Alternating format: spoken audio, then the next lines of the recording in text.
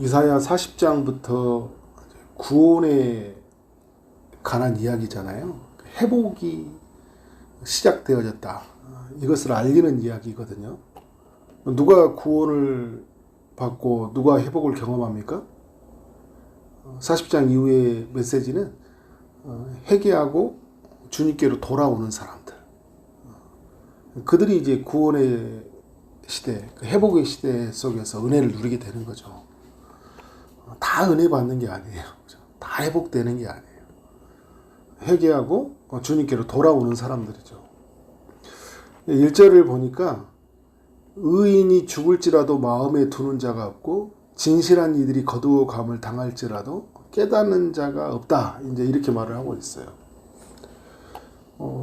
말씀대로 살아가는 사람들이 죽는 거예요. 선교사로 파송을 받아서 가는 사람들이 죽임을 당하기도 하고, 그리고 우리 주변에 보면 신실하게 말씀대로 살아가는 사람들, 정직하게 하나님 앞에서 사는 사람들이 죽는 것을 보고 우리가 뭔가를 깨달아야 되는데 그게 뭔지를 잘 깨닫지를 못한다라는 거죠. 이걸 영적인 이제 무감각이라고 하는데, 슬픔도 없고 이것이 하나님의 무슨 뜻인지도 잘 알지를 못하는 거죠. 우리가 영화를 보고 드라마를 보다가 주인공이 죽는 걸 보면서도 울잖아요. 자신이 키우는 반려견이 죽어도 울거든요. 그런데 하나님 말씀대로 살아가는 사람들이 죽었다는 소식이 들려도 이렇게 아무 이렇게 감각이 없어요. 죽는가 보구나. 그렇죠? 슬픔도 없고 이게 어떤 의미인지도 잘 알지 못하는 우리 이 시대의 사람들을 볼 수 있죠. 삶과 죽음의 의미. 그리고 그 삶과 죽음 속에서 우리 주변에 있는 사람들이 삶 속에 있지 않고 죽음으로 끌려갈 때 어떤 슬픔도 없고 그걸 어떤 해석할 수 있는 능력도 없는 우리의 모습들을 보는 것 같아요. 근데 1절 하반절에 보니까 의인들은 악한 자들 앞에서 불려갔다 이야기하거든요. 악한 자들은 살아있고 어떻게 의인들은 하나님께 불려갔어요. 왜 이런 일이 일어났냐. 2절에 보니까 그들은 평안에 들어갔나니 바른 길로 가는 자들은 그들의 침상에서 어떻게 해요? 편히 쉬리라 이야기하고 있어요. 그러니까 이 땅에 불의한 자들에 의해서 의인들이 죽은 줄로 알았는데 말씀을 보니까 어디로 들어갔다고 이야기해요? 평안에 들어갔다고 이야기해요. 편히 쉬로 들어갔다고 이야기하는 거예요. 그래서 여러분, 하나님이 데려가신 거예요. 이 땅에서 여러분 그 세례 요한처럼요. 세례 요한이랄다. 사도 요한처럼 그 반모섬까지 끝까지 살아서 남는 사람이 있고, 그 사도 요한의 동생 야고보가 있는데 야고보는 어떻게 해요? 사도행전 11장에 보면 죽잖아요. 일찍 죽어요. 같은 형제인데. 근데 왜 그렇게 헤롯에 의해서 죽으니까 왜 악한 자들을 죽도록 하나님 내버려 두실까 할 때 우리는 의문이 생기잖아요. 근데 하나님은 어떻게 하신다는 거예요?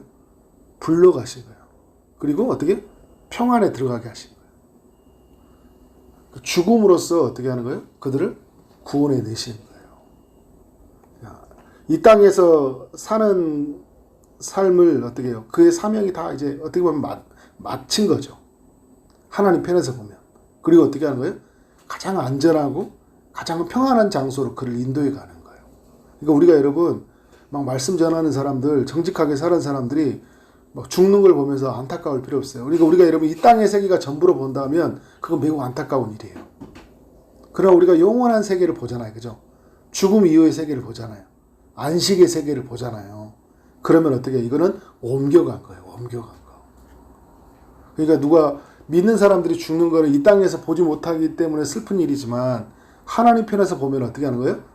이 땅에서 하늘나라로 옮겨가는 거예요. 영원한 그 시간 속에서 하나님은 우리를 인도해 가신데 어떻게 하고 있어요? 이 땅에서의 삶이 아니라 하늘에서 삶으로 영원히 살게 하시는 거예요. 결국 우리도 어떻게 합니까? 죽어서 그들과 함께 만나겠죠.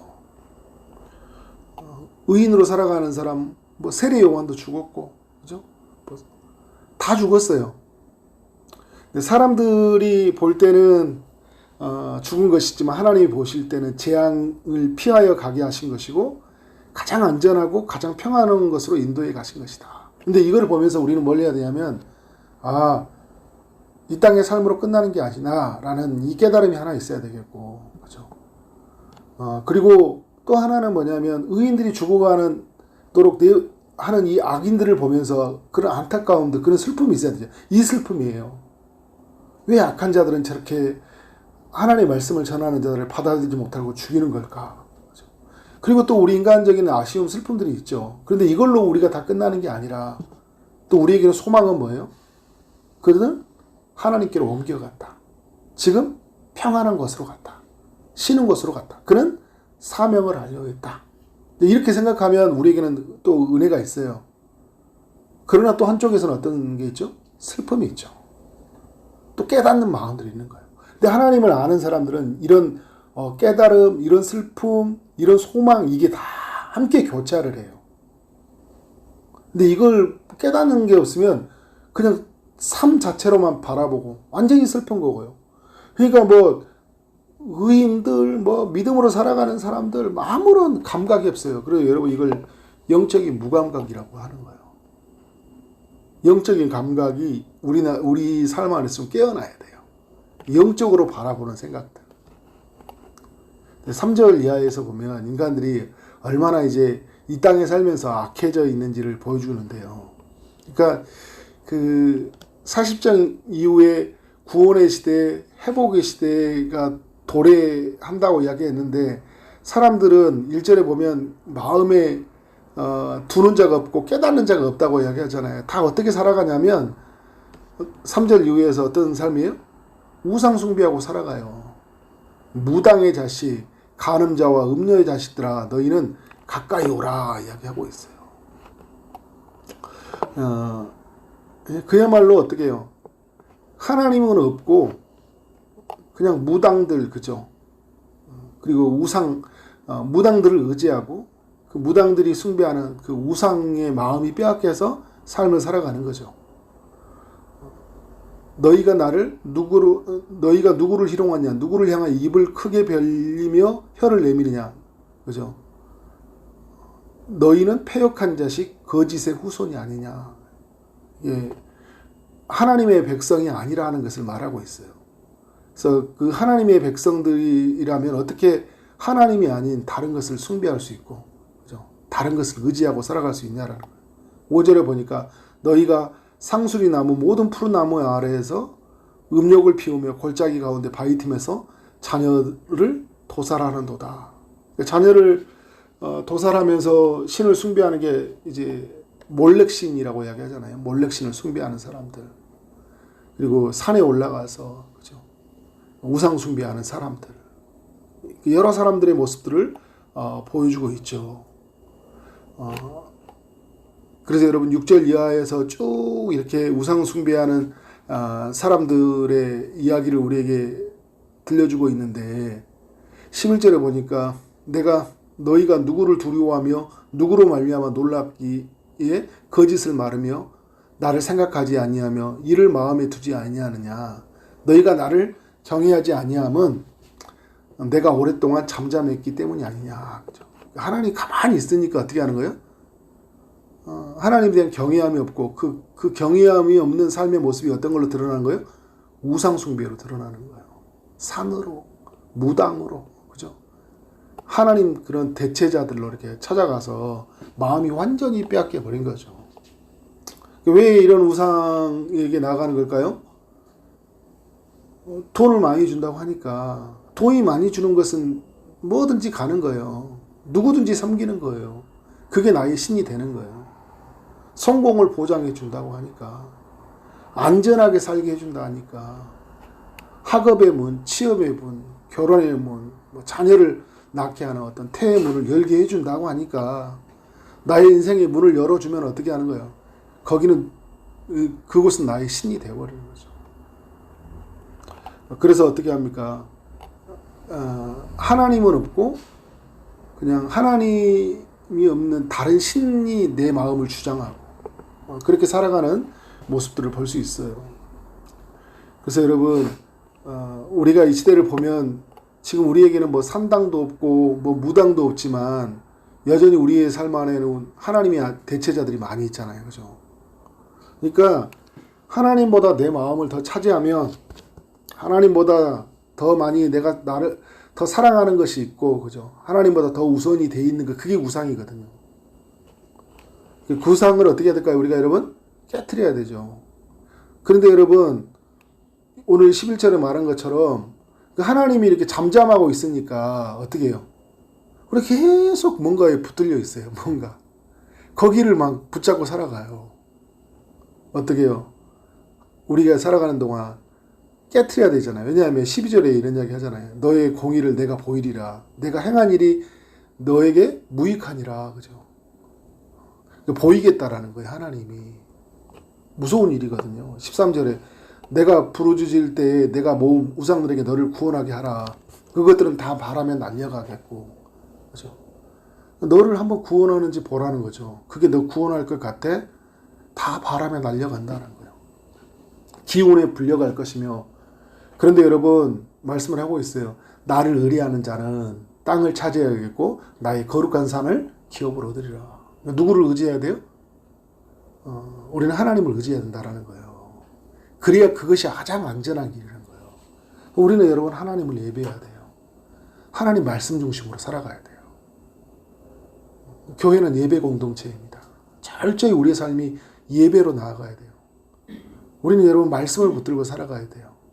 우리는 하나님을 예배해야 돼요.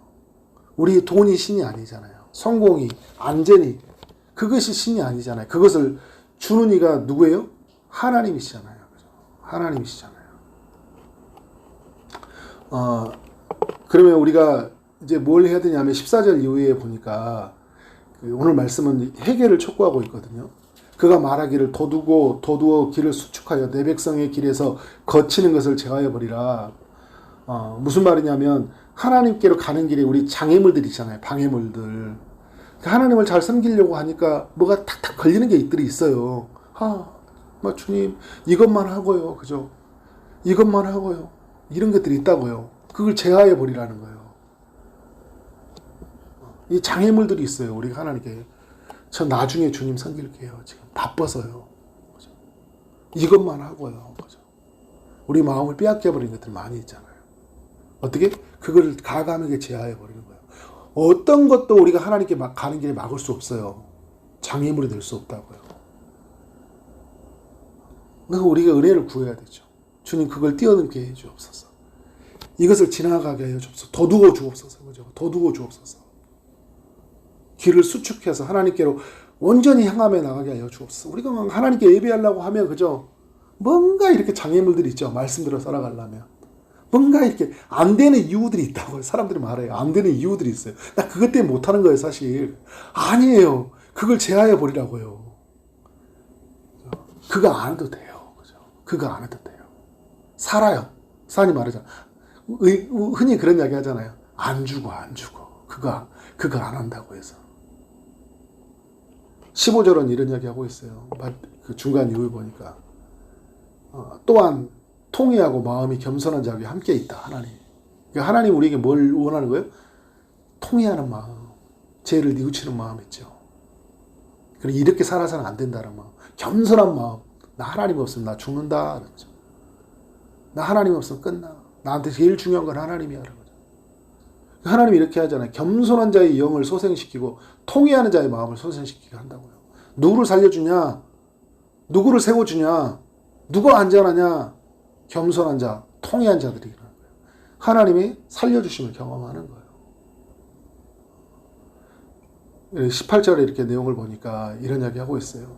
내가 그의 길을 보았은지 그를 어떻게 한다고요? 고쳐주실 것이라. 하나님께로 모든 장애물을 걷어들고 하나님께 길을 향하는 거예요. 통회하는 마음, 겸손하는 마음을 가지고 하나님께 엎드려 있는 거예요. 그렇게 하나님께 나오는 자를 하나님이 어떻게 하신다고요? 고쳐준대요. 그 사람이 구원을 경험하는 거예요. 그 사람이 회복을 경험하는 거예요. 지금 여러분 보라 구원의 때가 은혜 받을 때라고 이야기하잖아요. 누가 구원을 경험하고 누가 은혜를 경험해요? 겸손하고 하나님께 통회하는 사람들. 그리고 그들을 통해서 하나님이 어떤 일을 경험하냐면 그와 슬퍼하는 자들에게 위로를 어떻게 해요? 다시 얻게 되리라. 위로를 얻어요. 하나님이 주신 위로. 그리고 어떻게 해요? 19절에 열펴보면 평강이 있을지어다 평강이 있을지어다 그죠? 내가 그를 고치리라. 하나님이 고쳐주심으로 말미암아 우리에게 뭐가 임합니까? 평강이 임해요. 평강이.